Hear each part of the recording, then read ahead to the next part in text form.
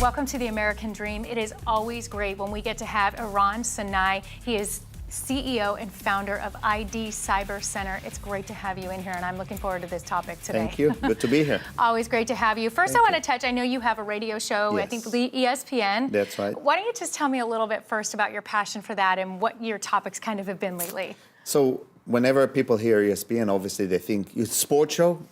No, it's not. Yes, I did play soccer. I did play professional soccer, but it has nothing to do with sport.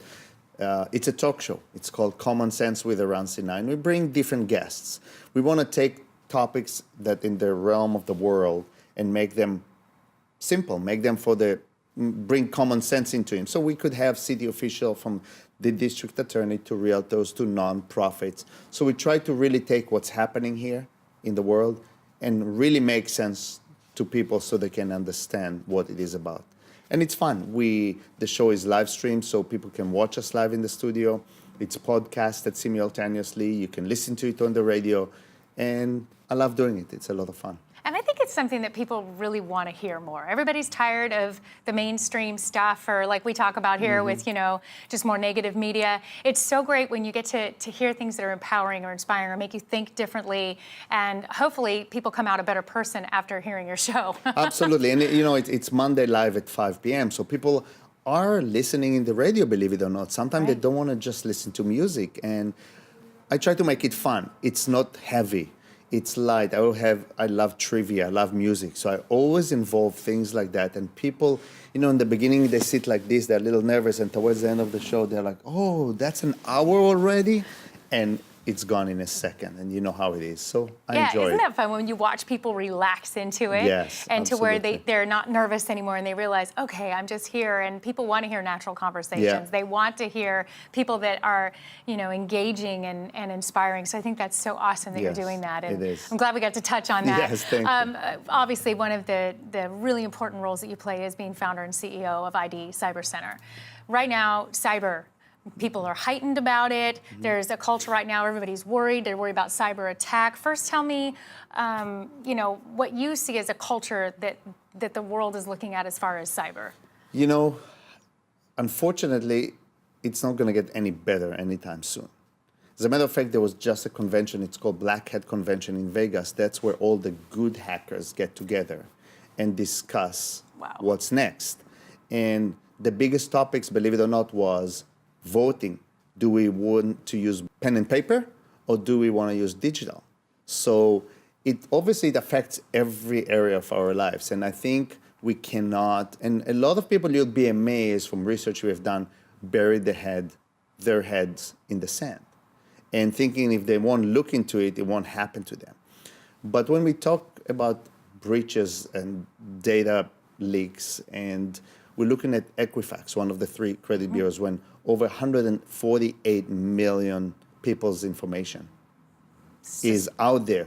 So there's no question in my mind that each one of us, you, me, every one of us' information is out there.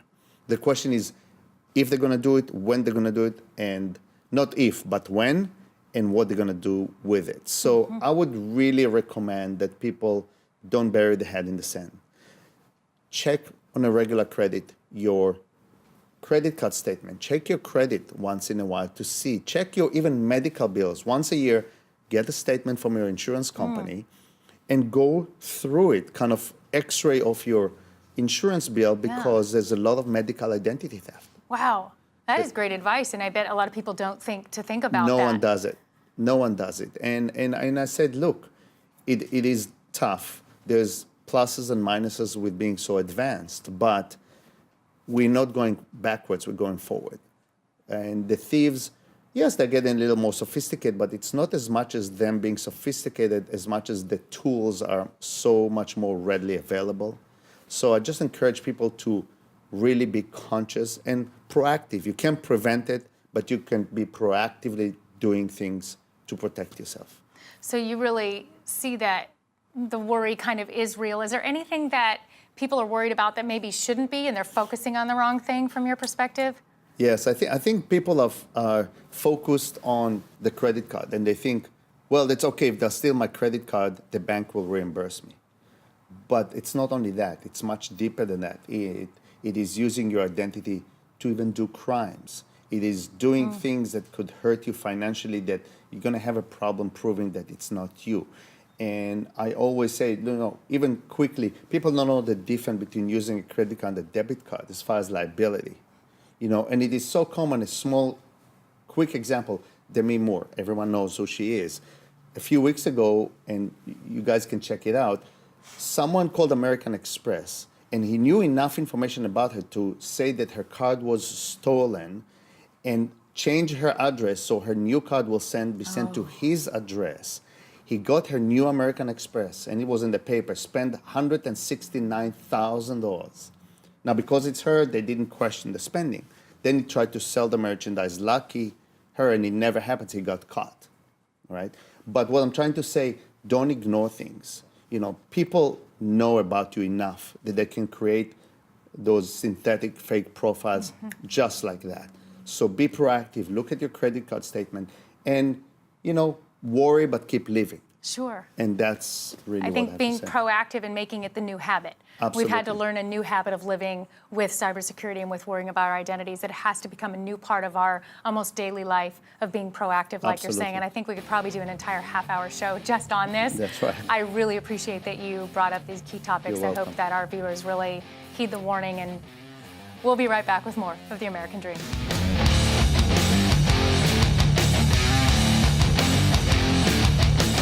I left the palace to hustle a great life of the American dream. These are the words of His Highness Dr. Prince Mario Max Schaumburg-Lippe of Germany. Prince, good to have you on the show. Thank you so much for joining us on the American Dream. Thank you. I'm very excited to be with you, and it's absolutely true. It started pretty early. I was born in this little village, we have to say, the city Salzburg, the Sound of Music city, and fortunately enough, we had a stage in this city. And as a young boy, I was performing in the opera Boris Godunov. And that was when I started to dream about Hollywood, about America.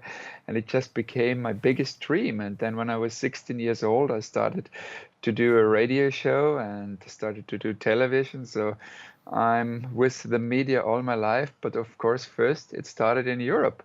Very humble with little shows and little columns I wrote. And the interesting thing is when people asked me, what do you do? I always said, I'm on TV, I'm a TV personality, I'm a radio journalist. So I never said I'm a prince, because I said that's something that is not the most interesting thing. My job, being in the media, being in entertainment, was always what I lived for. Yeah, and then a few years ago, I really made it to Hollywood, and after a successful and big career in entertainment in Europe, I said, now I'm going to jump in the cold water, come to Hollywood and see what happens. And I'm now a judge at the Television Academy for the Emmy Awards, and I'm working 7 days a week on interesting projects. I started my own PR company, so I help people to get in the media, or if they have a crisis, get out of the media. And I'm just having a blast being in this wonderful country, and America is being very friendly to me. I think it's such an open and such a cool place. So I feel very welcome, and I thank this country for what opportunity it gave to me. I really have to mention that. Well, it's pretty fascinating that you found your inspiration in this Hollywood scene, that you actually made the leap from being a prince to now being here in Southern California. What year did you do that? I started with little steps. So first, I just went to New York, and there I met at the function of Prince Albert of Monaco, Liza Minnelli, and we just had a blast dancing. And she said to me, "Oh, this kid can dance." So legendary Liza Minnelli from the musical Cabaret. Most of you guys will know her from winning the Oscar, the Emmy, the Grammy, and the Tony. This legendary entertainer invited me to dance class to Luigi, who was the former dance captain of MGM Studios. And there I was dancing and rehearsing with Liza Minnelli, with Ben Vereen, Pippin, with Christine Baranski from the ABBA movie, all these legends. And every day we went to this Broadway dance class at 11. And she took me under her wings, and we had a blast. And I started to work on musical shows. So I was starring in a show called Pretty Faces. I was starring in Dracula's Story. I was starring in the show 12 Days of Christmas. So I did a lot of stage work first. And then I wanted to merge back into television, what I did in Europe. So I moved on to my next education, and I went to the Lee Strasberg Institute, and there I studied with David Strasberg, who is the son of Lee Strasberg. And right on, I booked TV stuff. I had a show on VH1, I did work on Bravo, and then I did a movie for Lifetime television. So everything worked out really cool, and I just feel whenever you want to achieve something and work hard and learn your craft, it really works, and I never had a problem with it. And now, as the acting is a thing that comes and goes, because you always have to rely on people booking you, hiring you for a project, I start my own project. So that's a thing I like a lot, doing own projects. We just won Culver City Film Festival with a production about a school in Hollywood where kids graduate high school age 11.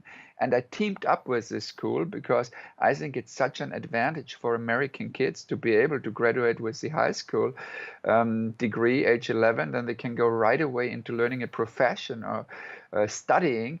And we're so proud because the next season of the Dancing with the Stars is a junior edition. And our boy Lev graduated high school age 12. And he's now on the Dancing with the Stars as a professional. He is in the music video with Justin Timberlake, and our boy is also on the national commercial of a clothing brand. That's one of our alumni of the Ivy League College Preparatory Academy. And then another kid we have is at law school now. Maxana finished at 11, and she's now studying law, which is very impressive. So I like to help others because I know through hard work and hustling you can achieve a lot. And that's what I want to pass on to the audience and to everyone. Just go for it.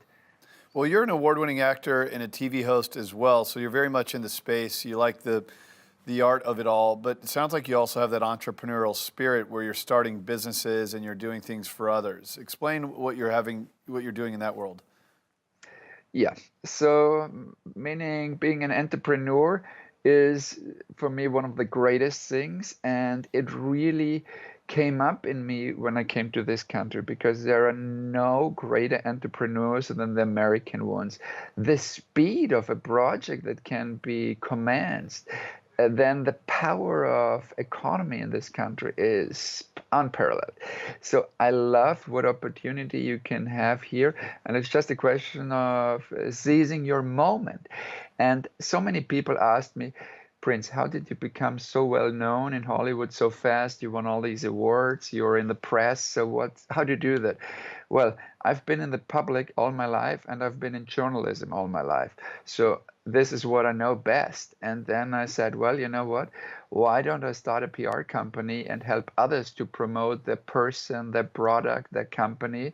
And I did it, and from day one, I'm representing a new TV show by a former Oprah Winfrey producer. I'm representing stars that are in and out of the media. Sometimes we need to get them back out of the media when they have a scandal and they say, oh, Prince, please, can you help us? We have some crisis happening. And I'm like, okay, let's overlay it with a good story. Let's pull you out of the media. I help those. And then a friend of mine who just happened to play along, Eric Roberts, the Oscar nominee and brother of Julia Roberts, and who was now in the Jurassic Park franchise, a new Jurassic World movie. So my buddy said to me, well, I'm doing all these great projects, but I don't get enough press. Boom, here we go. Now I represent him, and he's getting an article every day of the year. That's what I love. And another big project of myself is Prince Caviar. So I import and distribute organic caviar, and it's the world's best caviar, and caviar is very healthy. I grew up with it, but when I came to the US, I saw it's unaffordable, like so expensive. These little tins cost so much. I mean, you can not only work for buying this healthy caviar. So I said I need to change it. So I came in with caviar imported, and this caviar has a wholesale price. So Prince Caviar is affordable for everyone, and it has all the natural fish oils and vitamins. So it's a good product, and now for the first time in America with a great price. Well, you've had an amazing journey. A lot of people say that the American dream is dead. You as a prince have made the journey on your own, taken all of the risks. And as I ask you about your entrepreneurial spirit, it sounds like you're in about 10 different things, but you're passionate about all of them. You have a successful career as an actor, TV host, and now you're helping others to do it. We appreciate you coming on here and sharing your story of the American dream. Thank you so much, Prince. We appreciate it. Thank you. And I have to say one thing. I'm also sharing what I can achieve because I love the American veterans, what they did and what they do for this country. And I mean, they keep America so nice and they kept it always safe. And I'm always donating for them. I love them. And I did some festival, a caviar festival for benefiting the veterans with the proceeds. And I think we should always look for and after others when we are successful in what we do. Thank you so much for honoring our military. We really do appreciate that. All right, thank you so much. Cheers to your American dream. Gotta let you go. More of the show coming up next.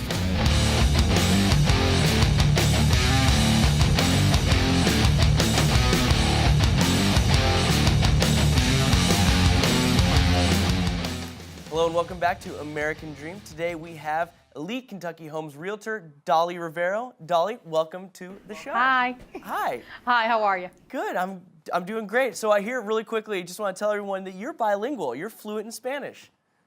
Yes, I am. I'm Cuban. That's incredible. Well, anyway, welcome to the show. I just want to dive right into it. So I know that there are benefits to being a home buyer in general, but I hear that there are also specific benefits to being a first-time home buyer. Can you tell me a little bit about that? Yes, well, if you buy a home, you can probably get a conventional loan or an FHA, but a conventional loan, you'll probably give about 20% down or do a 5% down with PMI or lender pay PMI. However, if you're a first-time home buyer, most likely you'll be able to get, as far as in the lending world, 3% conventional loan. The other aspect of it is, at least here in Louisville, the government sometimes comes out with grants. For the past several years, they have come out twice a year with about $10,000 for first-time home buyers that they can use towards a down payment or closing cost. And then, in addition to that, there are some lenders that will help you with down payment assistance. So whenever you're a first-time home buyers, there are benefits, and it's not that expensive to buy a house. You don't have to have so much money saved and whatnot.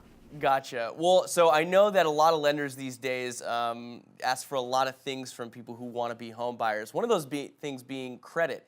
How do first-time or wannabe first-time home buyer build credit? Well, there are several ways to do that. You can probably apply for a credit card. Now, if you're brand new to it, will not approve you for a credit card. However, there are prepaid credit cards that you can apply to. They use your own funds to secure the card, and then you can start using it, and it gives you credit.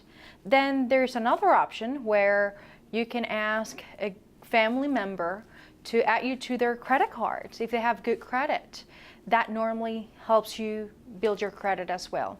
And then, of course, pay your bills on time. And student loans actually help with your credit as well. Gotcha. Well, I think that the information that you have is so amazing, and a lot of people out there can learn a lot about that. So I just want to switch gears here for a second. Why would somebody want to hire a real estate agent, realtor, rather than just try to sell the home themselves? Perfect question. Actually, whenever you look at an average American, we probably buy about 3 to 4 houses in our lifetime, which that doesn't truly make you an expert. Now, a realtor, we have an unparalleled local market knowledge. We are skilled negotiators, and we're troubleshooters. A real estate transaction is a complex transaction. Whenever you hire us to sell your home or help you buy a home, you are getting a professional that will guide you from start to finish throughout the entire process, which it could go as smooth as possible or as complex as it could be. Once again, it doesn't really make someone an expert whenever they buy 2 to 3 houses or 4 houses in their lifetime. So a realtor will be able to negotiate the best price for you. Gotcha. Yeah, so you can't just get on YouTube and become a real estate agent and sell your own home like in a couple days. Yes, yes. Right. Well, Exactly. right. So thank you so much today, Dolly, for joining us and bestowing all this knowledge upon our viewers. I mean, this is the kind of stuff that people want to ask. They don't know how to ask it, but you're here to tell them about it. So thank you again so much for joining us. Thank you for having me. We'll be back with more American Dream.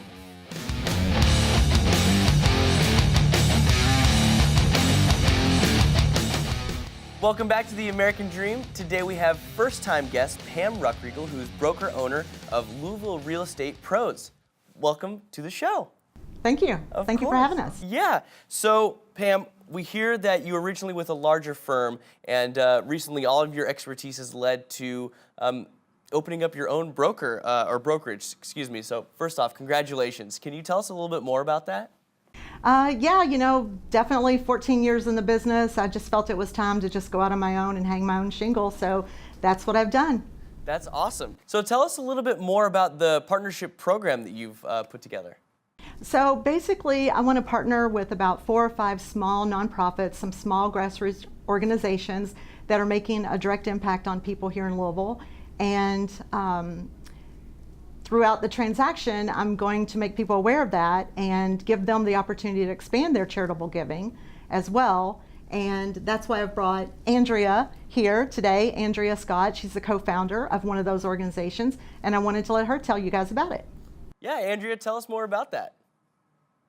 So, as a social work student, I discovered that Louisville does not have access for women who are homeless with children, and so we have put together a program. It's a day center that allows women to come in. If they have children, they can also come and do things like showers, laundry, have access to a phone and a mailing address. But we also really just get them connected to the resources that they need so that they can be self-sufficient. That's incredible. Well, what you guys are doing is incredible work, and you guys must be very proud to have such an awesome partnership. I am. So how can people best help that effort? So if they want to get on our website at uplouisville.org, they can find more information about items that we need. We're also in need of volunteers to come help us to serve the women, and then we are also in need of monetary donations so that we can expand our services and be open longer and grow to a bigger space. Gotcha. Well, thank you both for coming on and sharing your story. I mean, being part of a charitable cause is really incredible. So again, thank you for sharing about not only about that, but about your business. And again, Pam, congratulations. Thank you so much. I'm so happy. We'll be back with more American Dream.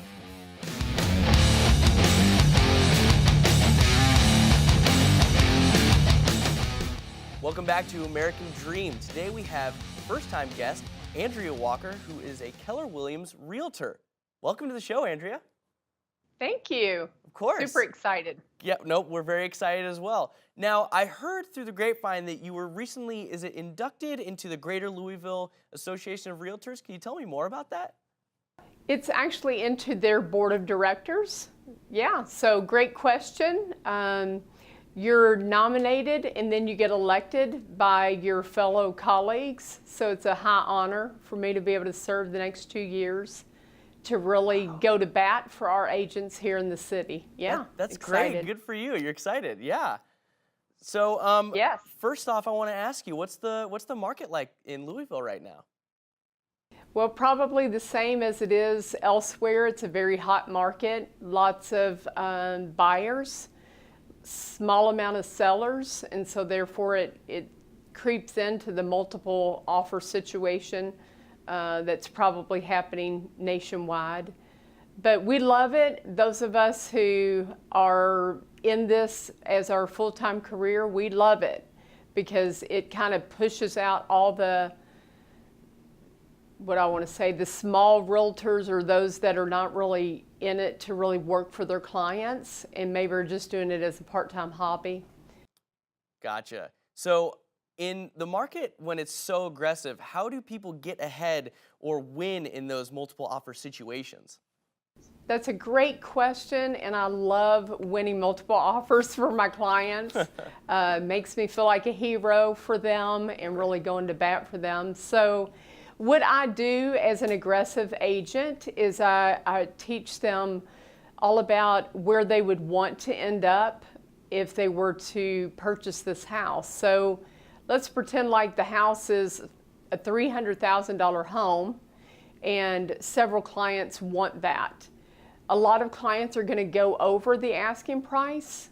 I do what's called an escalation clause. So we may start at $300,000 and my clients say, hey, I'd be willing to pay up to $315,000, and yet we don't want to necessarily just hand them that extra $15,000. So we will offer them the $300,000, stating that we'll escalate that amount of dollar up to the $315,000, which is maybe $500 over someone else's offer, only if they show us that other offer. That's amazing. I mean, obviously your insight is benefiting a lot of people out there who are trying to get into homes. Well, we're getting to the very end here. Andrea, I just want to say thank you so much for joining us today. Your insight is so valuable. Thank you. I appreciate the opportunity. Of course, no problem. We'll be back with more American Dream coming up next.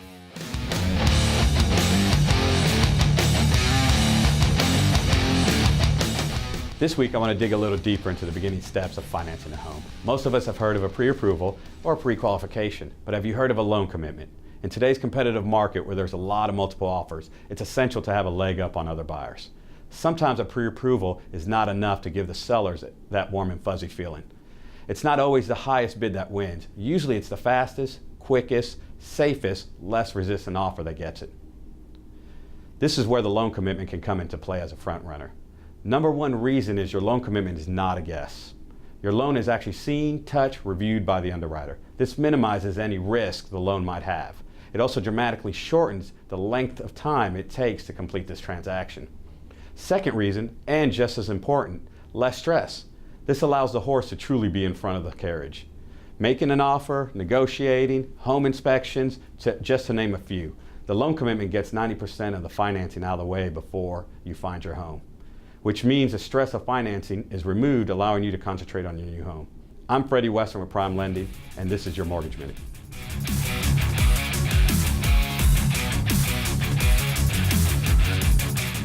All right, that's all for the American Dream. Thank you so much for checking us out. Remember, our goal is to educate, empower, and engage your American Dream. Don't forget, we love you to breathe oxygen into this message.